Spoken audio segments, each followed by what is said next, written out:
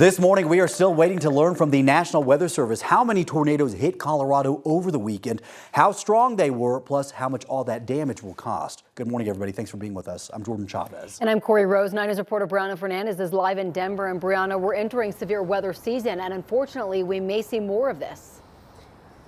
Yeah, that's exactly right. And, you know, Colorado's no stranger when it comes to severe weather. We have hail, we have tornadoes. I mean, a perfect example is what we saw over the weekend where tornadoes swept through these small communities and damaged dozens of homes. Now, experts with the National Weather Service say that tornadoes in the eastern plains are common, so much so that they named the area the Denver Convergence Vorticity Zone, which is an area with frequent high winds and hail. That zone continues to see rapid growth with new homes and communities since the mid-90s, despite the risks. Now, Carol Walker, the executive director of the Rocky Mountain Insurance Association, says homeowners can prepare their properties, and given the growth out east, homeowners may want to consider weather protection as well. I think we're still in a learning curve when it comes to mitigation and the science that works to have impact-resistant building materials. It's cheaper to put on a cheaper roof, but to spend a little bit more money and invest in a fortified impact, hail-resistant, wind-resistant roof, that's what we really need to do at scale in Colorado. That's what's going to make the big difference in all of us, whether you have a claim or not, spending less on insurance. And we did see all the damage over the weekend from these tornadoes, but experts were telling us that hail has a bigger impact here in our state. So let's send things over to 9 News meteorologist Chris Bianchi. Hey, good morning, Chris. Hey, good morning, Brianna. I kind of want to explain what you're talking about. The reason why this part of the metro area, the east side of the metro area, is so prone to getting tornadoes and a bit more severe weather. First of all, when we get active severe weather, usually our wind's coming in from the south and east. That is a moist wind, right? It's coming in from the Gulf, and that results in giving us that moisture that we need to create storms. Then our usual wind direction comes out of the west, and they collide right here, usually over the eastern plains. Reason, by the way, they collide here is those winds have to go around the Palmer Divide. So this is what we call the Denver Convergence Vorticity Zone. That's why you may think you hear about a tornado around Denver International Airport all the time. You'd be right. It's because of that Denver Convergence Vorticity Zone that takes place out here over the eastern plains. Again, that's basically where these winds tend to collide over the east side of the metro area, or just east of the metro area.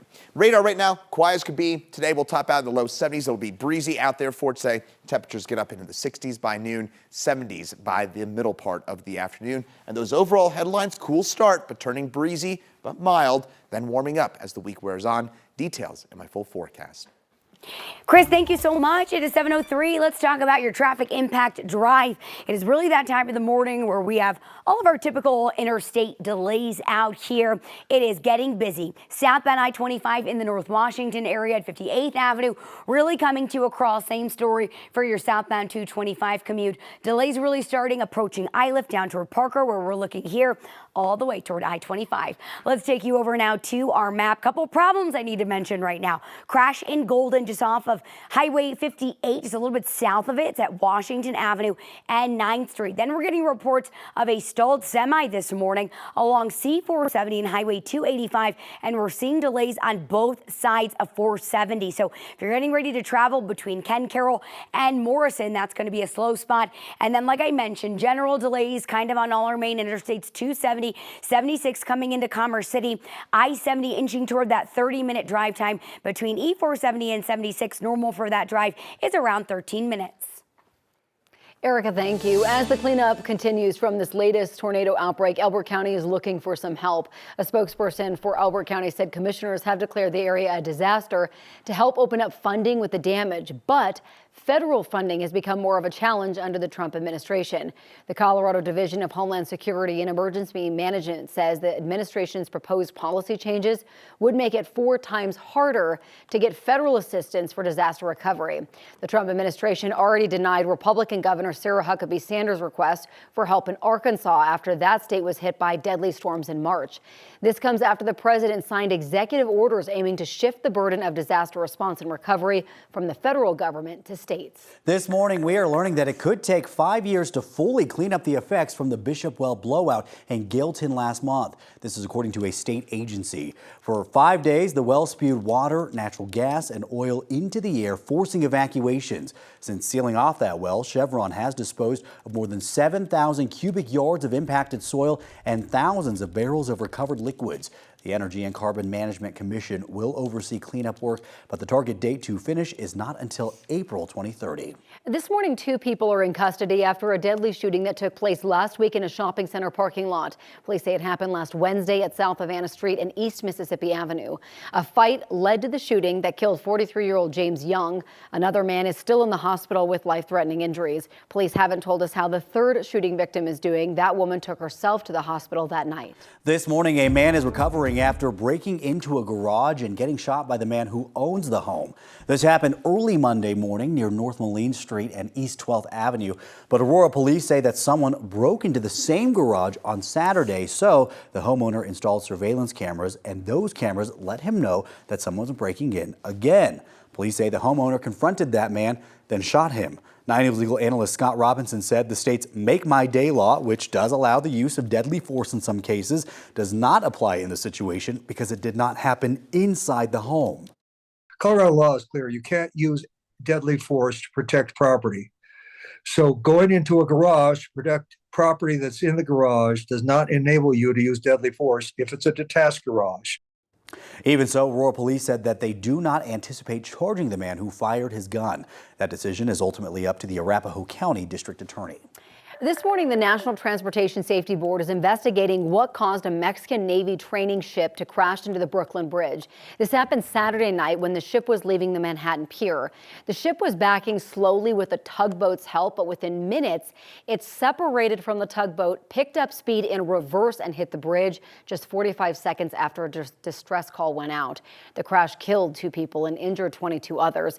Investigators say it was a technical malfunction that caused the ship's propeller to go in reverse. So far, investigators haven't been able to interview the crew on board the ship. The New York City DOT says the bridge did not have any visible structural damage from the crash. Right now, the FAA is investigating another air traffic control outage at Newark Liberty International Airport.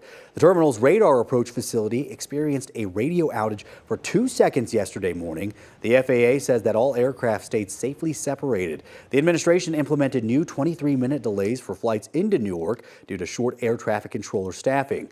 5 controllers are on trauma leave right now after a 90-second outage that happened last month. Meanwhile, the FAA is looking to cut back on how many planes can land at Newark Airport. After 3 days of talks with airlines, the agency is proposing a temporary limit on arrivals to ease the constant delays. The plan would cap landings at 28 planes per hour until runway construction wraps up in June. After that, they would bump it to 34 per hour through October. It's all meant to help with staffing shortages, congestion, and the construction backups. These changes aren't final yet. A decision is expected by the end of the month.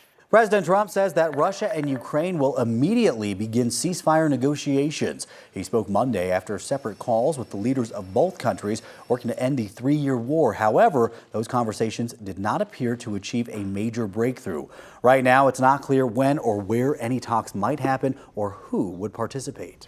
The first aid trucks are in Gaza this morning following nearly 3 months of Israel's complete blockade of food, medicine, and other supplies. This comes as Israel acknowledges growing pressure from allies, including the United States. 5 trucks carrying baby food and other desperately needed aid entered Gaza on Monday. The UK, France, and Canada have criticized Israel for allowing what they're calling minimal aid. They're threatening concrete actions, including sanctions against Israel. The United Nations says today's aid is a welcome development while noting more is needed. 4 additional UN trucks are expected to enter Gaza later today.